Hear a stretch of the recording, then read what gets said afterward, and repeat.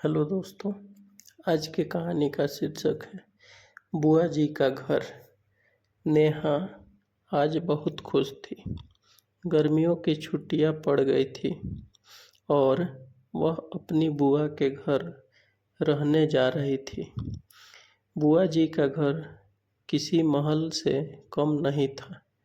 पूरे शहर में उनकी सबसे बड़ी आलीशान कोठी थी। फूफा जी पुराने रजवाड़े खानदान से थे।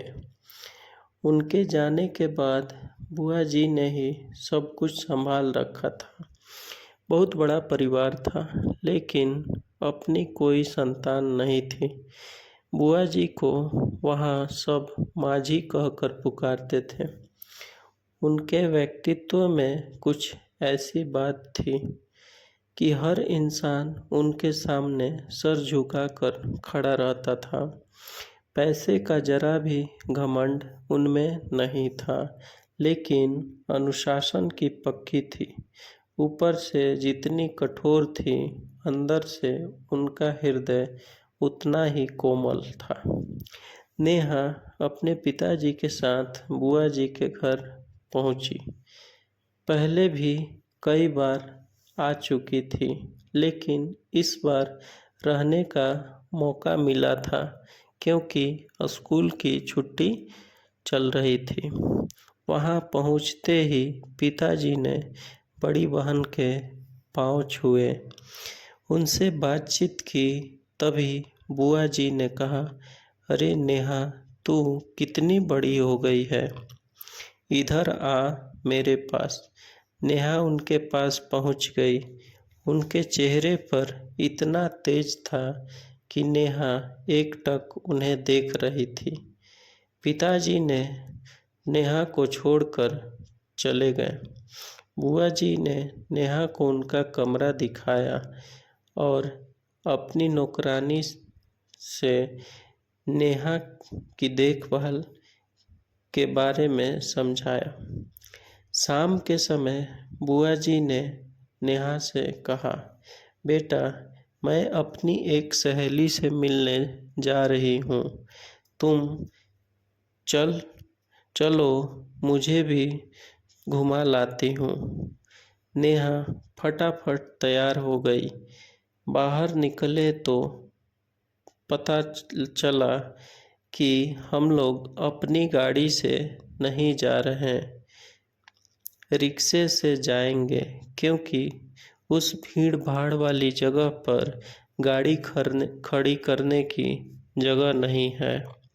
बुआ जी ने रिक्शा रुकवाया और रिक्शे वाले से बोली, छोटे बाजार में धर्मशाला के पास जाना है और 30 रुपया दूंगी।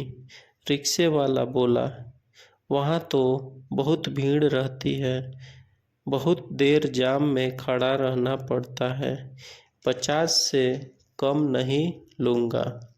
यह सुनकर बुआ जी एकदम गुस्से में बोली, तुम लोग ने लूट मचा रखी है, 40 से 1 रुपया ज़्यादा नहीं दूंगी और रास्ते में मुझे मिठाई लेनी है, पहले से बोल रही हूँ, बाद में चिक चिक मत करिए। रिक्शे वाला बुआ जी को मना नहीं कर पाया और बुआ जी के साथ नेहा भी रिक्शे में बैठ गई। दोनों अपनी मंजिल की ओर चल दी। आगे जाने पे एक बड़ी सी मिठाई की दुकान के पास उन्होंने रिक्शा रुकवा दिया। नेहा को साथ लेकर मिठाई की दुकान में पहुंच गई। कई मिठाइयों को देखकर उनमें से एक महंगी मिठाई पैक कराई। 1 किलो एक जगह और 250 ग्राम एक जगह। फिर रिक्शे में आकर बैठ गई। 250 ग्राम वाला पैकेट रिक्शे वाले को देते हुए बोली, ये लो, मैं ये तेरे लिए लाई हूँ। रिक्शा वाला कुछ नहीं बोला, चुपचाप मिठाई का थैला हैंडल पर लटका कर चल दिया। कुछ ही देर में रिक्शा बड़े बाजार पहुंच जाता है। बुआ जी 40 रुपए देकर चल देती हैं। नेहा उनसे पूछती है, बुआ जी, एक तरफ तो आप 10 रुपया कम कर रही थी और दूसरी ओर आपने 150 रुपए की मिठाई उसे पकड़ा दी।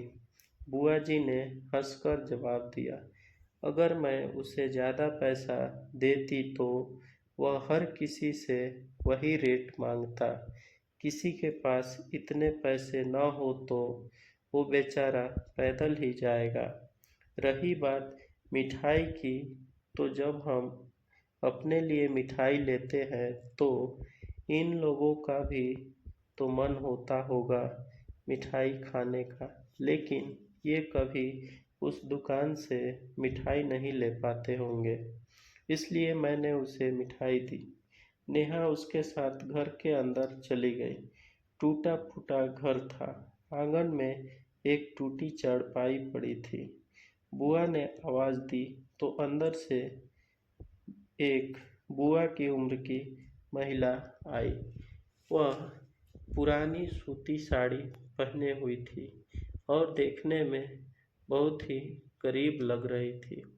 बुआ जी को देखते ही उनके चेहरे पर मुस्कान आ गई।